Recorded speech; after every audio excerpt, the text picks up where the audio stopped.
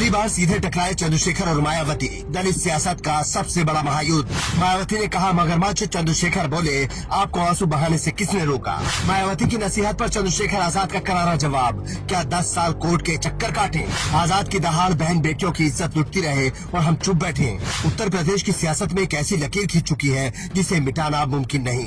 दशकों तक देश के सबसे बड़े सूबे और दलित समाज की बिना रोक टोक की नेता रही मायावती ने आखिरकार मान लिया है कि उनके गढ़ में कोई सेंध लगा चुका है।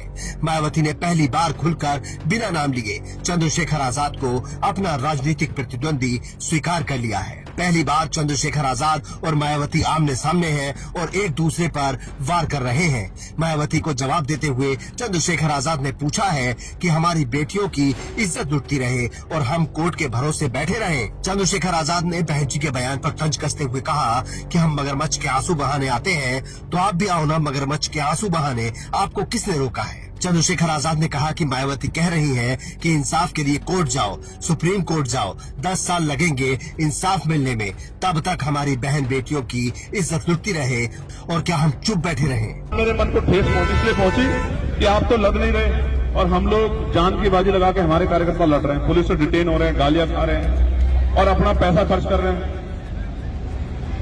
तो वो ये कह रहे हैं कि साहब ये तो जो मगरमच्छ के आंसू बहाने, आप भी आओ ना मगरमच्छ के आंसू बहाने, आओ तो समाज के बीच में। और वो कह रहे हैं कि ऐसा है ये आंदोलन वगैरह नहीं करने चाहिए, अगर वो निचली अदालत से न्यायालय में सर्वोच्च न्यायालय चला जाओ तो हमारी बहनों की किस्मतें लूटे, उनको नोचा जाए, उन पर पेट्रोल छिड़क दिया जाए, उन पर तेजाब छिड़क दिया जाए, उनको मारा जाए, उनको मार के लटकाया जाए, उनके पैरों में कील ठोक दी जाए, तो हम ये तमाशा देखें कि कब 10 साल बाद न्याय मिलेगा और कब पुलिस कार्रवाई करे। किस तरह कार्रवाई करिए आप जानते हो ना। तो हम भी हाथ पे आकर के बैठ जाए, न्याय की लड़ाई न लड़े। और समझते ये वो हमें सिखाना चाहता है, ये नहीं सीखना चाहता मैं उनसे। मैं तो उनका सम्मान करता हूं, हमेशा करूंगा, लेकिन आज उन्होंने मेरे मन को ठेस पहुंचाई है।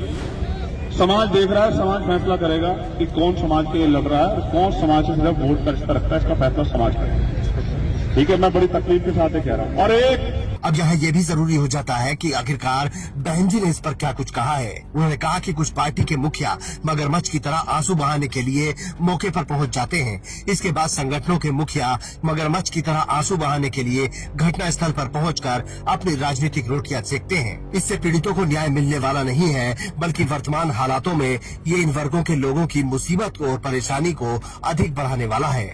लेकिन क्या मायावती भूल गयी कि आज की जमीनी हकीकत क्या है। ये सब व्यवस्था भारतीय संविधान में है, ना कि इसके लिए